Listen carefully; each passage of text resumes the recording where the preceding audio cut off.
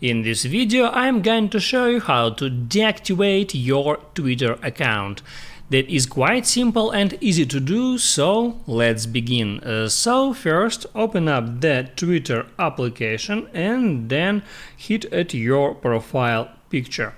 Now here scroll down for a bit and get into settings and privacy.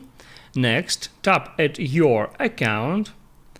And here you can find deactivate your account feature. Just tap here and there you can read what deactivation actually is. When your account is deactivated, your display name, username and public profile will no longer be viewable on twitter.com, on iOS and on Android as well. And you can always restore your Twitter account if it was accidentally or wrongfully deactivated for up to 30 days after deactivation.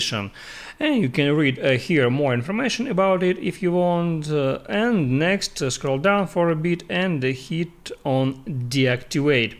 There you have to confirm your password, and after that just hit here at deactivate button and then hit on yes, deactivate. That's how it works. If this video helped you out, don't forget to like and subscribe.